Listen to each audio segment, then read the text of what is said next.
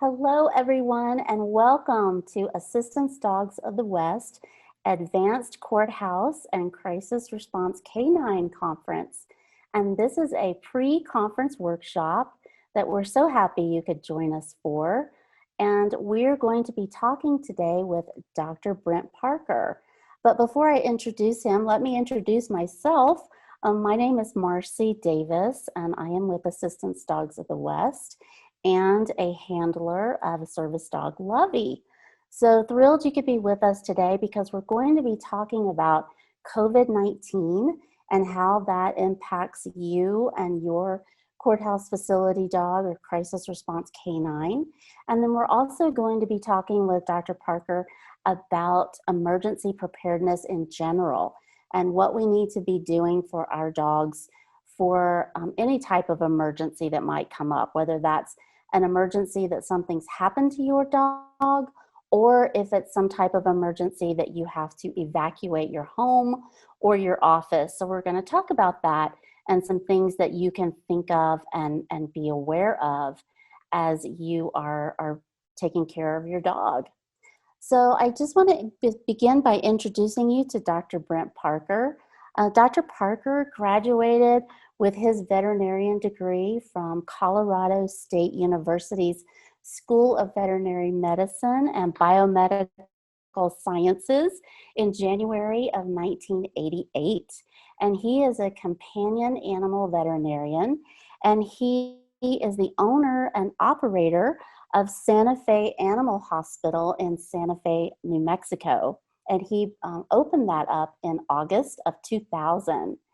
And Dr. Parker also, as many of you know, is ADW's veterinarian. He's our go-to for vet care. So we're so thrilled that he could be with us today and talk with us about COVID-19 and emergency preparedness. So hello, Dr. Parker, and welcome. Hi, Marcy. Thanks for having me. I really appreciate it. Yeah, well, we're so excited you could be with us and answer some questions and shed some light for us on how we should be protecting our courthouse facility dogs and crisis response canines.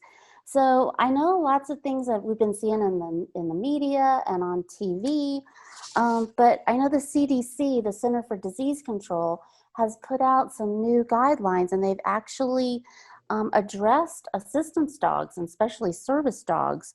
So tell us, what are the latest guidelines from the CDC about COVID-19? Well, there's certainly a very long list of guidelines. I mean, there's links that you can go to. There's a specific link regarding recommendations for handlers of service dogs and therapy animals. I don't know if you want me to even just read it off, but it's a specific link on their website. If you just type in pets in the search bar at the CDC, and you can just scroll down, there's general information about COVID-19 and animals. Talks about transmission between people and animals. There's a specific link about considerations for animal activities at fairs, shows, and pet stores, and also about pet distributors, breeding facilities, and all that. But again, the main one that I think would interest everybody watching this is going to be the recommendations for handlers of service and therapy animals. And you know, they go, and then if you go hit that link, it goes through a bunch of other guidelines about sanitation and social distancing and all of that. It's just a very long list of items. Yeah, that's very helpful. Well, and as I said, we will be providing that link to everyone because it is some really great information. So tell us, Dr. Parker, can COVID-19 spread from a human to an animal? I've heard differing things. Is it possible? It appears that there's a very low chance that people can spread COVID-19 to animals, and that's been shown with, I think, tigers and a few cats that have been owned by people who have been infected with COVID-19.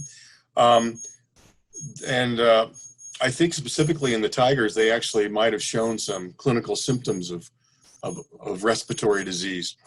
I think maybe one dog has been reported to have been exposed to it or had gotten infected with it. But again, I don't think the clinical symptoms in the dog were that severe. And there's really not any evidence that pets would play a significant role in spreading COVID-19 to people. So that's an important issue to know also. Mm-hmm. Well, I know I've heard different things on the news about, you shouldn't hug your dog, you shouldn't kiss your dog. And I know a lot of us handlers do that with our working dogs. So I was wondering Right. about that. Is it safe? Is that okay? Well, I think if you're shedding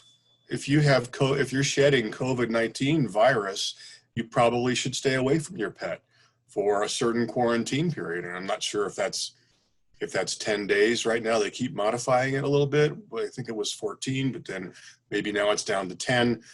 Maybe it's until 48 hours after you don't have a fever, without medication for fever. But I think the important thing is that if you have COVID-19, you should distance yourself from your pets just as you would from other people. Yeah. Yourself, and I suppose you'd have to get someone else to take care of your service animal. Right. You might be shedding the virus.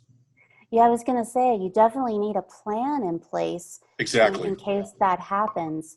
I know I've been thinking about that myself. What would I do with my service dog if I get it? And having that plan in place, I think, is a really good idea for all of us that are handlers.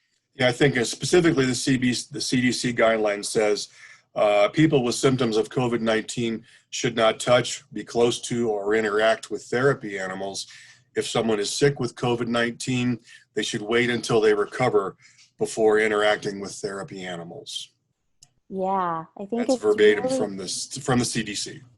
Being mindful about our actions and our activities are more important than ever, that we're thinking about where we're taking our dogs and how we're moving around in our world every day. I think that awareness has really got to be heightened, especially to protect our dogs and ourselves. So what are some tips that you think that we can do to keep our courthouse dogs and canine response dogs safe during the pandemic as we are moving out in public? Because we do have to go out. What are some things that you think would be helpful? Well, I think that I just have a question or two for you. As far as courthouse pets, are the courts right now, are they operating at full speed? I mean, are they having jurors? Are they have people sitting close together? Are they having some people in the audience, or not sure what you call it, if it's an right. and are they having witnesses on witness stands and the attorneys come up? But I'm sure the attorneys are staying 6 feet away or more. Or is courthouse proceedings mostly by video these days? Dr. Parker, I think it's all of the above. Mm-hmm. I think it depends on the jurisdiction and the chief judge and how they are choosing to move forward. I have heard everything that you just described in different. Is that right? Yeah. So it's probably local. It's based on a local ordinance base. It is. It's based on local judges and how they're handling it. But I think you're right. I think that they are trying to practice social distancing. They are trying to make sure that they're keeping everyone as safe as possible while still moving the criminal justice process forward. So I think it's some of all of that. So I was wondering, like, say that you're taking your dog out into public and then you come home. What do you recommend to do to the dog? Should you clean the dog? Can you wipe your dog down? I know that's what I've been doing, but is that safe? And what do you recommend how to wipe your dog down to try to protect them? Just like they tell us when we get home to wash our clothes, to even take a shower. So when I've been bringing my dog home, I have a solution of Dawn dishwashing liquid that I have in spray bottles. And so I spray on and I use some Huggies and I spray it on the Huggies and I wipe them down really well. So is that a good idea, or what do I you think it's, suggest? I think a diluted, I'm not sure what, where you'd find a recipe for that. I For found it online one actually. dishwasher. Yeah, What's that? I found the recipe online actually. No, I'm sure you can. Um, uh, I think that we would probably want to avoid things like bleach or Clorox type things because it could cause skin irritation. Um, I think probably alcohol, if you're going to use, if you can find the Dawn solution, that'd be great. But you could also use an alcohol-based solution, and I'm not sure. The CDC probably, I think they do have uh, maybe a link to, if you want to make some dilute alcohol. Of course, you want to keep it out of an animal's eyes and mucous membranes. You could spray it on a washcloth. Um, and of course, you could also perhaps just hand sanitize and then just rub it over your pet. But I think it's important to realize is that it's not been shown that pet fur is a particularly effective fomite or source of infection for people. All right. Mhm. I suppose if someone with COVID-19 goes up and coughs on your service pet, your service dog, and then you pet the service dog, I mean, that's a whole nother story. But I think Mhm. when people are out with service dogs, they should be, I know the public wants to pet service dogs, and I'm not sure what your policy is on that as far as if your dog is out in public and it's working, do you encourage the public to come up and pet your service dogs? It's probably not a good idea right now. You should Mhm. 6 feet away from people at all times, and people should respect that. So I think if that's the case, and no one's coming in within 6 feet of your pet, I doubt that you have to worry terribly much about sanitizing your dog when you get home. But I know that that's not going to be a doable thing all the time. There probably will be some close interaction every now and then with Mhm. a service dog and you, or you being the handler and your. Mhm. So sure, the dilute Dawn liquid, the maybe uh, a hand sanitizer on a washcloth or something. But Okay. again, I don't think that pet fur is going to be a big source of you getting COVID-19 unless, as I said, someone comes up and they have the virus and they cough all over your pet. And that, of course, you just need to really, then you'd have to figure out, well, I got to give my dog a bath when I get home or something, and Right. mask on and all that. Right. Well, that's what I know. At first, that's what I was wondering, but I love your suggestion for using hand sanitizer because that's something that's so easy to carry on us that we're all very accustomed to using. So I I suppose love that idea. if somebody touches your dog, Mm-hmm. you might choose to put hand sanitizer on your hands and then kind of go over that area on your pet. Again, if it's on your pet's head, then well, you want to not put hand sanitizer in their eyes, but if you put it on your hand first and then kind of gently touch where they touched, I suppose, then of course you're risking touching where the person touched, so it Mm-hmm. gets a little convoluted, I suppose. Mm-hmm. Well, and But I what mean, about their I'm feet? just saying common sense things that I guess that I would attempt. Yeah. And what about their feet? Should we be concerned about, because they keep saying that's it for humans, that it can be on your shoes and your feet, and to make sure leave your shoes off when you go in your house. What about the Yeah, canines? I don't, huh. Yeah, I just think maybe some soapy water on a washcloth on the bottom of your pet. Hmm. And I wouldn't put Clorox wipes or anything like that on their feet because of the possibility of skin irritation. Um, yeah, I guess I wasn't aware that people can bring it in on their shoes. I guess you'd have to have how you'd have a person would aerosolize the droplets. They would fall on the ground, and I suppose if you walked on that area, then I guess you could. So that's an interesting point. But yeah, certainly just physically wiping off your pet's feet with some soap and water, Hmm. antibacterial soap, of course, but it's not going to kill a virus necessarily. But just like washing our hands, you can wash Hmm. feet. Hmm. Yeah, that's what I've been doing, and it's been working pretty well, and they actually seem to enjoy it. that it feels good to them to wipe Yeah, them foot down. But massage is again, great. right, and I just have 2 spray bottles ready, one with just water and one with that Dawn solution that's diluted. So it's not fully just Dawn. It's definitely diluted with water. So I want to make It's sure easier to everybody. apply that way. So Yeah, yeah, and it seemed to work really well. So you mentioned something interesting about social distancing, and that is something that definitely we've been thinking about with our dogs is how to do that.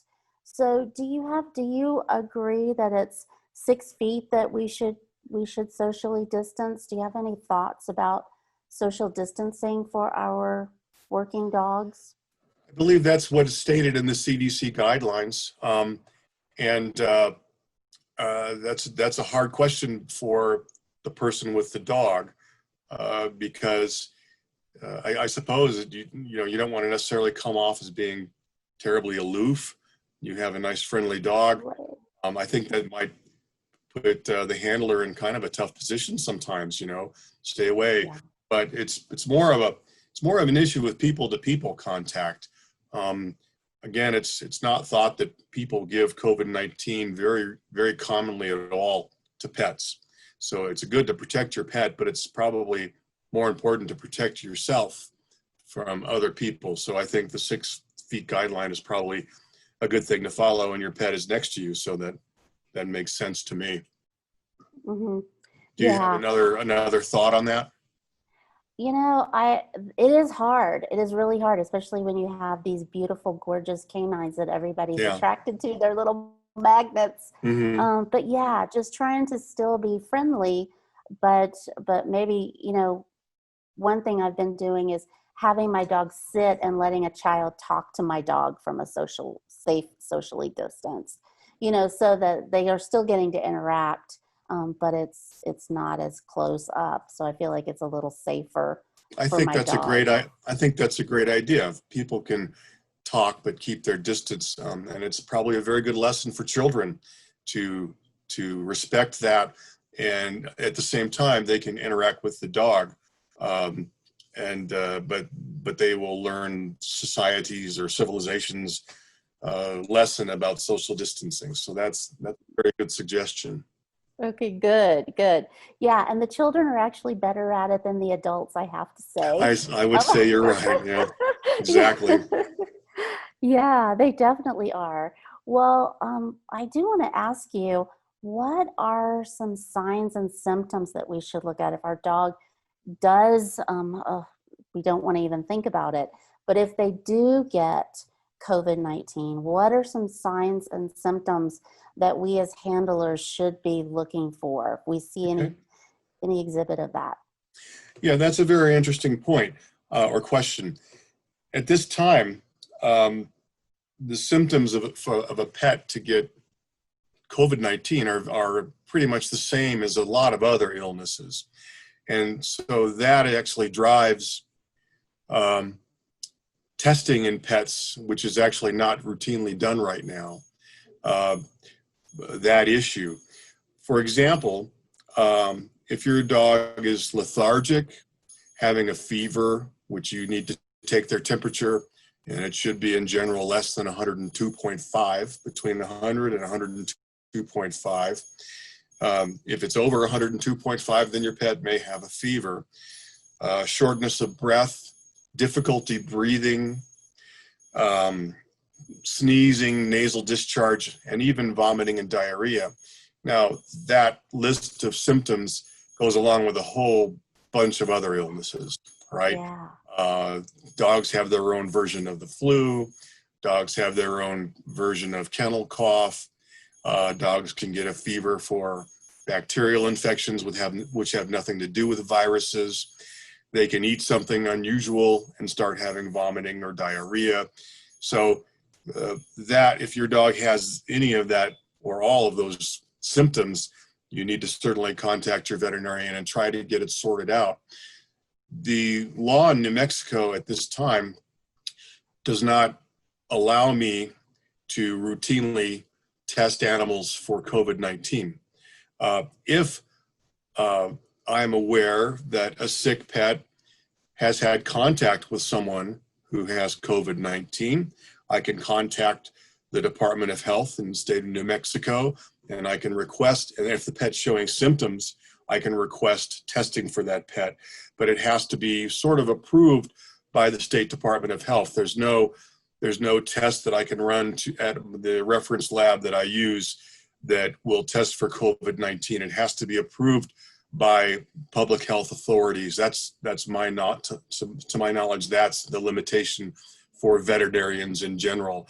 They are, I think, in Texas A&M University is trying to amp up the availability of testing for pets, but I don't know to what degree that is widely available. Maybe it's limited to people who are living in Texas. I don't know. So that all has to be sort of approved by the Department of Health as far as testing for your own pets. That's interesting that it's by state. I would have thought that would have been the USDA that would have Well, you done know, that. I certainly could be mistaken. Maybe that's been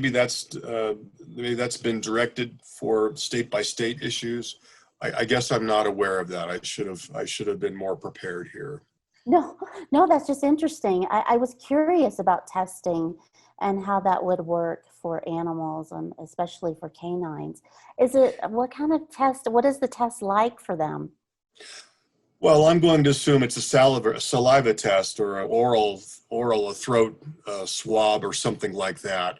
I'm not aware that there's a blood test or anything like that for it. Blood testing would be more suitable for detecting antibodies to COVID-19 rather than the organism itself. I don't think it's hard to put a swab up a pet's nose. They don't like it any more than we do. So I'm going to assume it's going to be an oral pharyngeal swab to get a sample at the back of the throat. Mm-hmm. That's interesting. I'm glad that that's easier for animals than it is for humans, because yes, that Yeah. test does not look fun. Yes. Yeah. Well, so I know that you mentioned some links, and we've been talking about that a little bit. So if you could just tell us quickly, Dr. Parker, where can a handler go to get more information? Do you think the best site is the CDC website that has that handout that they prepared specifically? It's called for service animals and therapy animals. Is Correct. that the one you would recommend? Well, yeah, that's a very good, that's probably the first source that I would go to, but also the AVMA, the American Veterinary Medical Association, has a website, of course, and they have a link that goes, it reads something like resources, tools, health and welfare, COVID-19, and frequently asked questions for pet owners. So, and then they have a whole list of answers to common questions that pet owners would have about this with their pets. So I think that's a good source. I'm not sure how often that is updated. It may be several weeks old.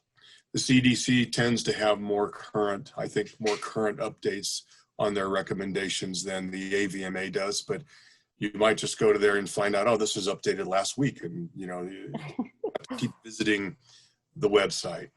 Yeah, Excellent that's a source. The great AVMA point. is a great source. Yeah, and that is a great point that, we're learning new things every day about this pandemic and the virus. So yeah, checking that frequently is definitely a good tip. So anything else Let me about, go back to our last topic, if you don't mind. please. I'm reading from the CDC. It says here, the clinical signs that we talked about, in dogs, are not unique to COVID-19 or the SARS-CoV-2.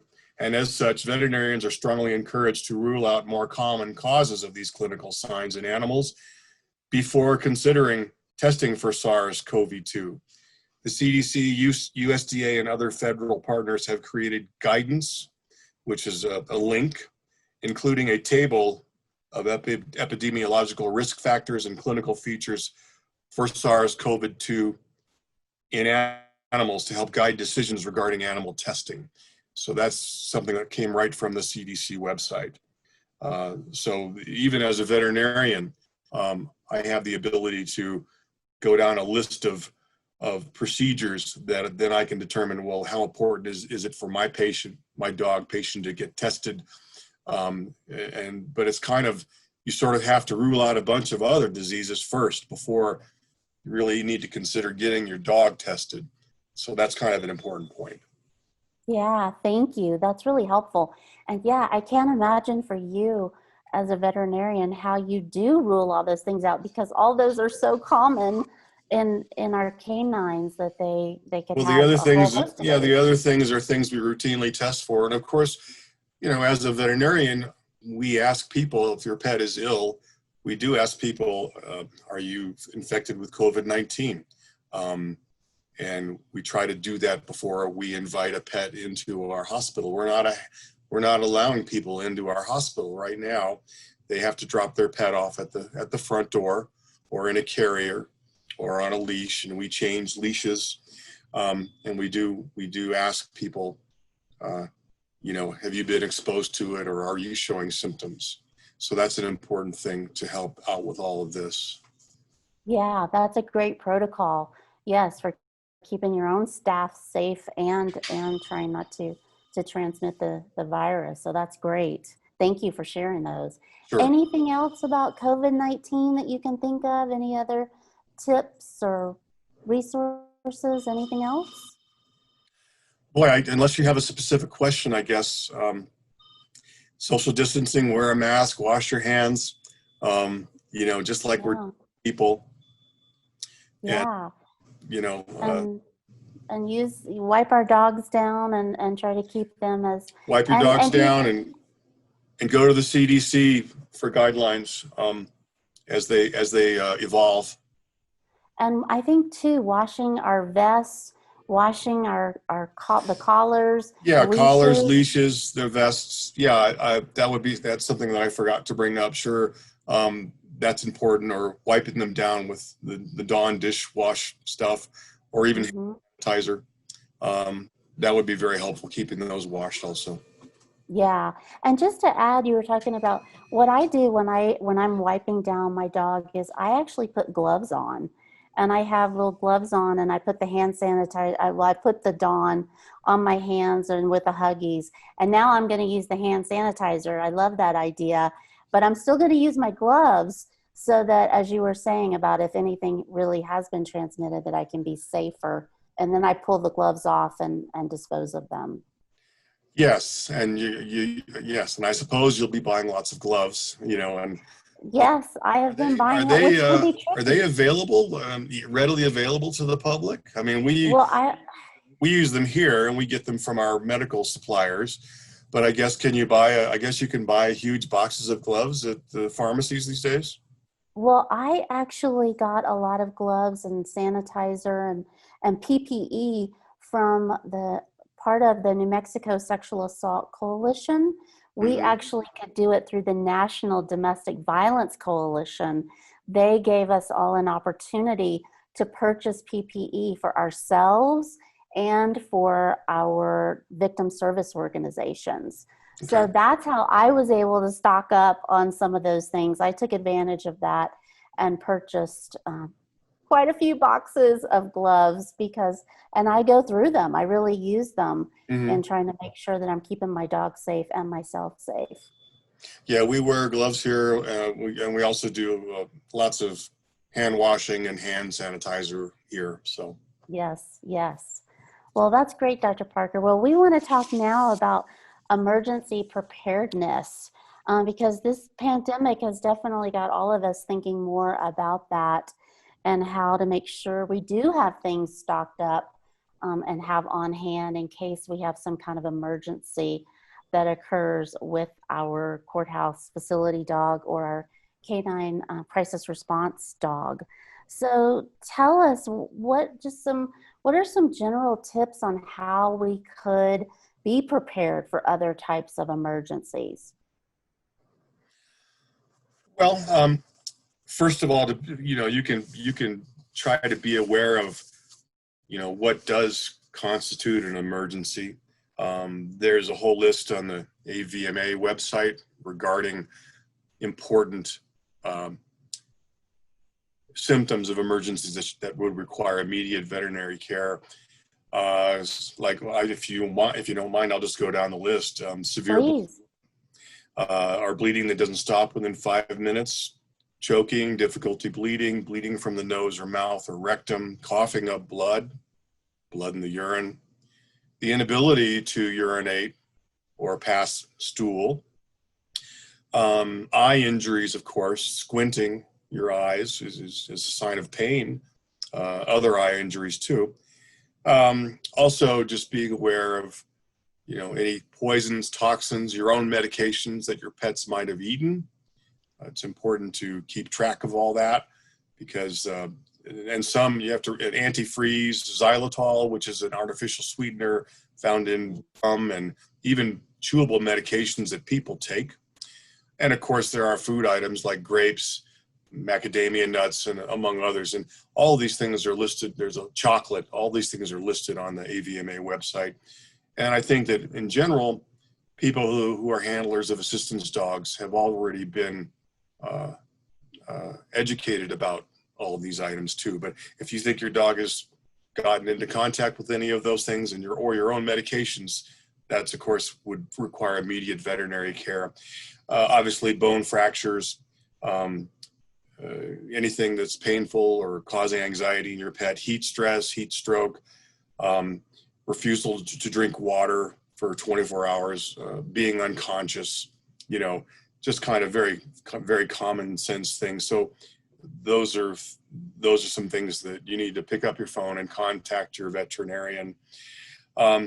If you see an injured pet or if your pet gets injured, you should be aware of how to approach or handle an injured pet, even if it's your own pet.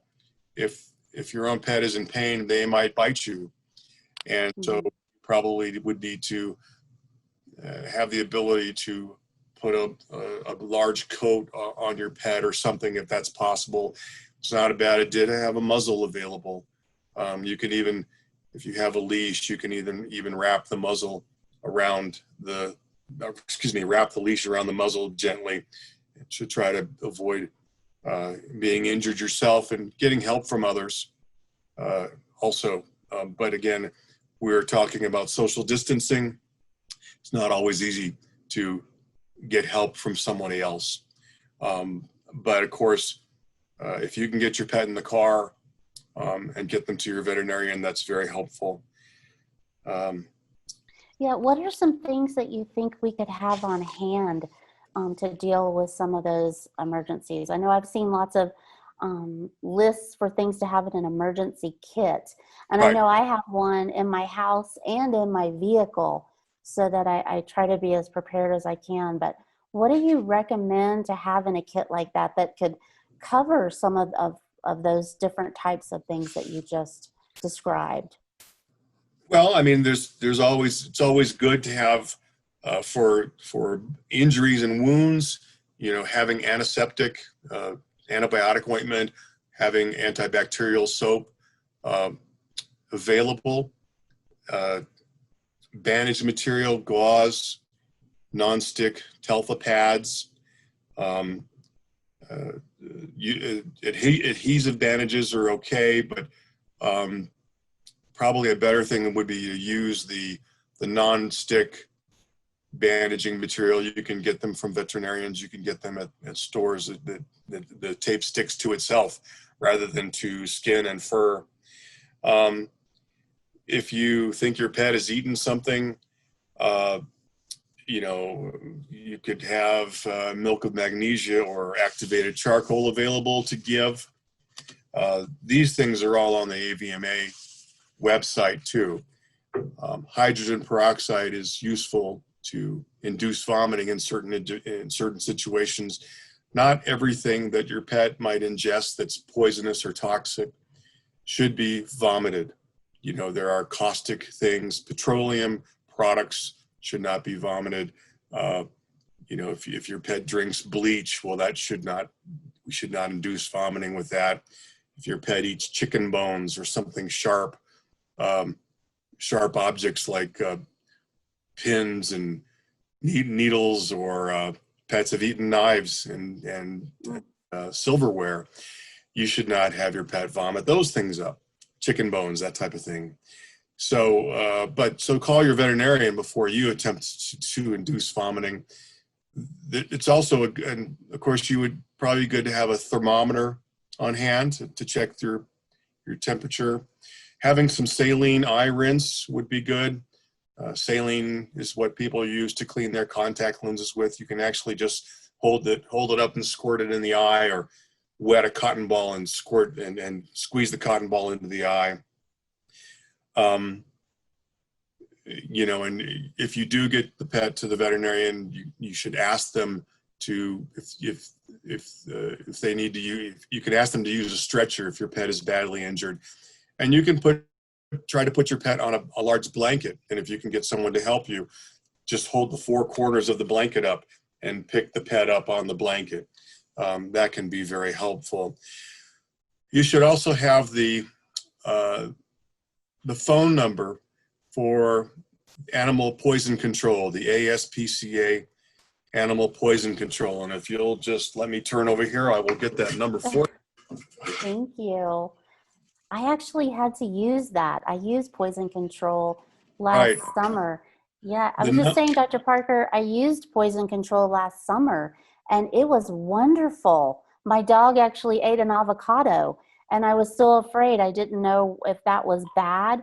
And I called them, and for a very small fee, they had a vet, and this was at night when it happened, and they were very responsive and gave me the information, and it wasn't a problem. They told me what to look for, but it was a great resource. It is, and they're very helpful. And if you tell them specifically how much your pet weighs and how much you think of whatever substance your pet got into, they can reassure you that you don't have anything to worry about, or they can tell you, this could be serious and you need to take your pet to your veterinarian or your emergency clinic. The number here is area code 888-426-4435.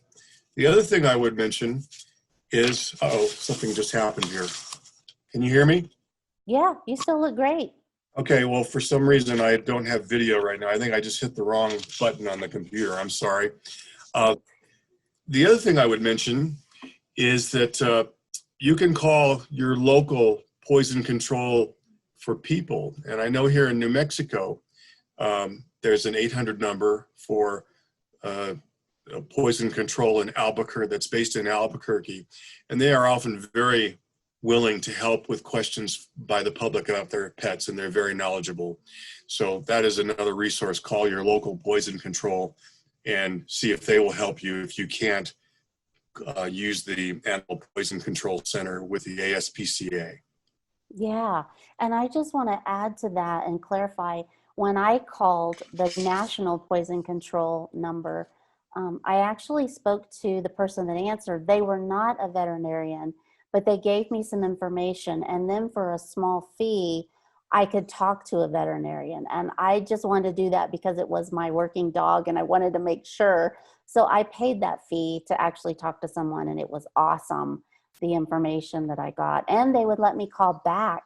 Once I paid the little fee, that also gave me access to that veterinarian for the whole night, and at any time I could call back. So great resource. We'll make sure and add that to our handout so that everybody has that information. That's really, really important. Right. Yeah. So, and just some other practical things to have in your kit. I love your suggestion about having phone numbers. That's really important, because not only it could be an emergency where, especially in New Mexico, we have so many fires that you're having to evacuate for some reason, if it's a fire or some other disaster that's happening. So having phone numbers, and especially too, if something happens to you, of having a number of somebody else who could care for your dog, having that in your emergency kit, I think is really important. I have a little laminated card that I have information of who to contact if anything happens to me. And I actually keep that on me all the time so that if anything happens, if I'm in a car crash, the first responders could find that and they would know who to contact to take care of my service dog.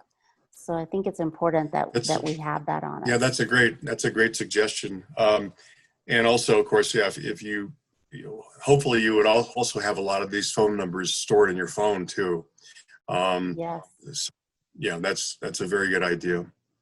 Yeah, that's great. Well, one thing I wanted to ask you, and I'm sure there's no perfect answer for this question, but I know living in Santa Fe, it's one thing that concerns me is we don't always have access to after hours emergency veterinarian care and have an emergency clinic. So what do you recommend for our handlers that are in communities that don't have access to that 24 hours a day? Yeah, at the moment, that's a very difficult situation here in Santa Fe for us. It's kind of disastrous, actually. I think that it's important to contact your own veterinarian and ask them specifically, what do I do if I have an emergency? And they'll be able to tell you. I think that a lot of veterinarians these days, they still carry pagers. I think some veterinarians would give out their home phone numbers to certain clients. Maybe not everybody. Most veterinary practices have an answering machine or voicemail that you can call after hours, and the voicemail will direct you, the caller, what to do in case of an emergency. And of course, you could certainly leave a voicemail or a message on whatever their device is for them to call you the next day. Here in Santa Fe, unfortunately, folks are having to, if you have a significant emergency, you probably need to get in the car and go to Albuquerque, about 60 miles away. And if you're in a rural area, you're going to be used, I think, to driving for a while to get to your veterinary office anyway. There's just not a really good option here these days. Me personally, being a veterinarian and being on call at night is not really a very doable issue. I work all day, many hours.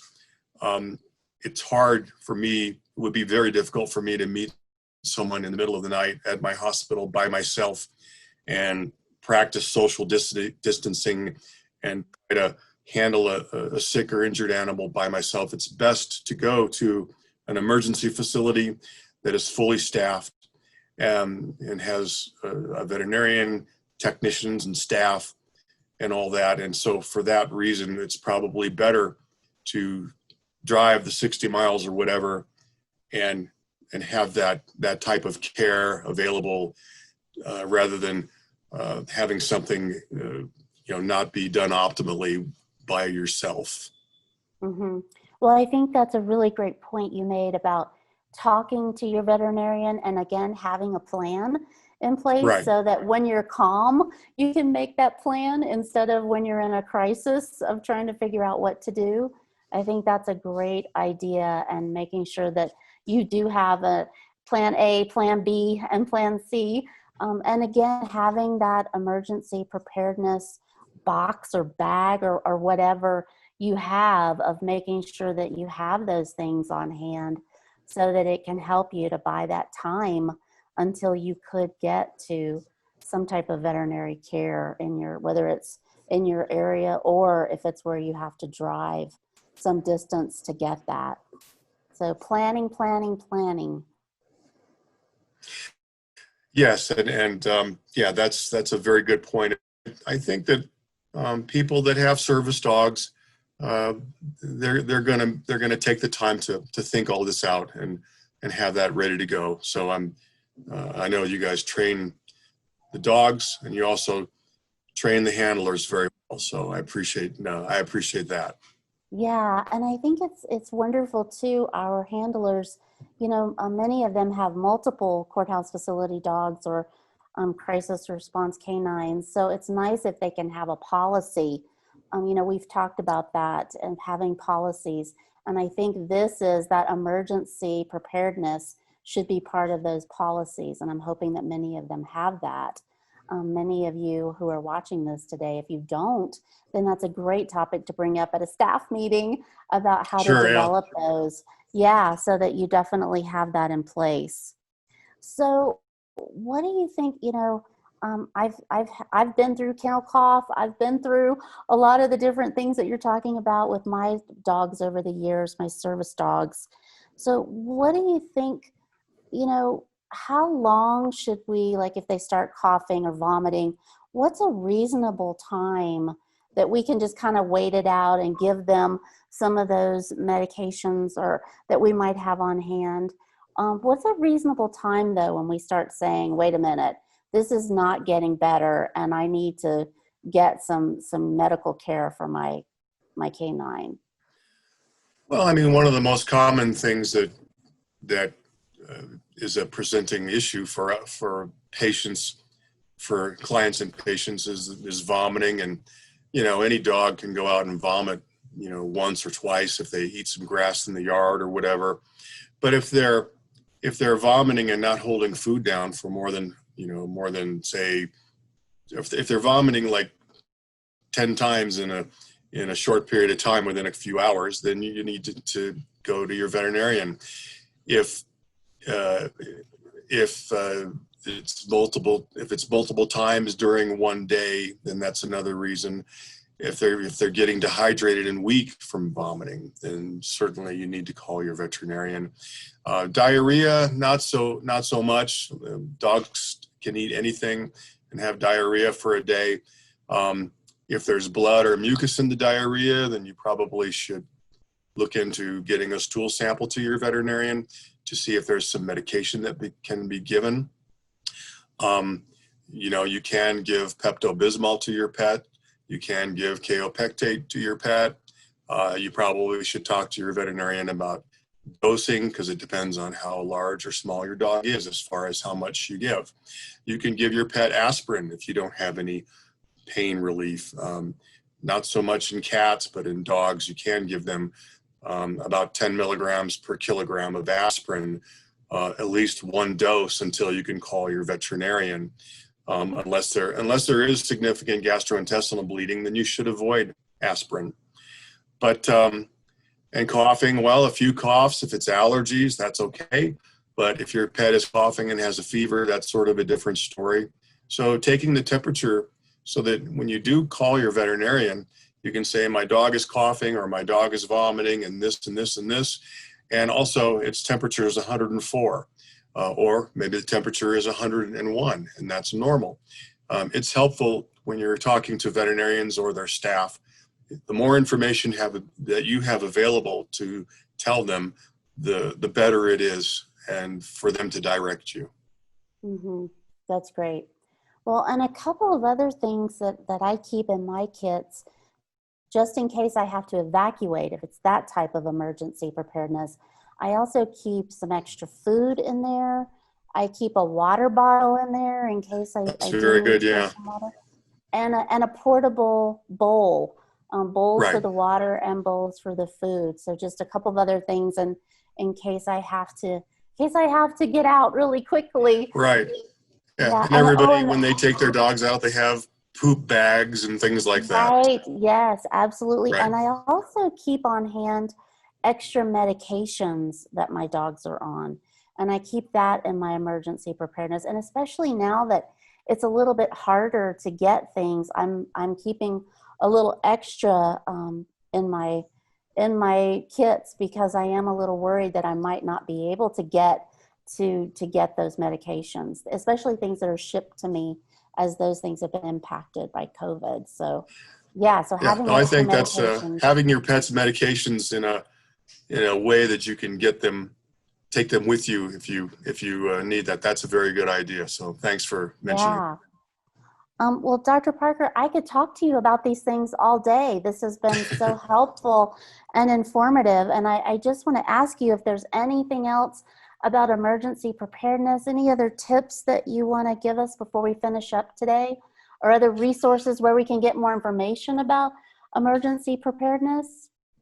Well, I think certainly the best thing to do is to is to go to the AVMA website and look at what their resources are, and also contacting your own veterinarian and getting suggestions from them as far as what to do, especially if it's after hours, so that you know on a personal basis, on a local level, what you need to be doing. That's my best advice for that. That's Can you excellent. anything else? That's very good advice. I really can. I think you've given us such great information, and that's all doable for all of us. And I think we do need to be watching those websites as additional things come out, the CDC, and the other websites that we'll be sending out to everyone. So as I said, we have handouts. I really encourage everybody to access that. And if you have any questions, you can reach out to me. You can email me at workinglikedogs@gmail.com. And if we can't answer them, then we'll be calling Dr. Parker to try to help us to answer them if you're willing to Sure. do that. Thank you. Thank you so much. I just want to say, Marcy, that I really appreciate the suggestions and the information you provided, because I certainly didn't provide everything. And so you've made some very good points and suggestions and advice. Also, I have noticed that I don't think you touched your face even one time during this whole process. Because I think I've been touching my face the whole time, and I told my wife one time, if my life is dependent on me not touching my face, then I'll be dead. So, but I'm very impressed that you avoided it. That's impressive. So. Well, I can tell you, I touched my face once, and I can also tell you on my new wheelchair, I have handlebars, and I am holding on to those handlebars so that I don't touch my face. Yeah. Very well. Yeah, so I'll just do a quick exit. So is there anything else, Dr. Parker, that you want to share with us? I can't think of anything, but you can certainly contact me if there's anything else I can do, or any other questions I can answer. You have my contact information, so please feel free to call me or email me. Thank you. Thank you so much, and thank you to everybody for being with us today. We're so glad you could join us, and as I said earlier, if you have any questions, please feel free to email me at workinglikedogs@gmail.com. And if we at ADW can't answer those questions, we know the source. We'll go to Dr. Parker to help us figure it out. So thanks everyone so much for being with us. We hope you enjoyed this pre-conference workshop, and we look forward to you joining us at the convening, where we'll have our live speakers and much more information to share with you on lots of topics. So thanks so much, everyone. Thank you for the work you do with your courthouse facility dogs and your crisis response canines. Thank you so much for the work you do every day. And we want you to be safe and be able to continue doing that work. So everybody, take good care. Thank you.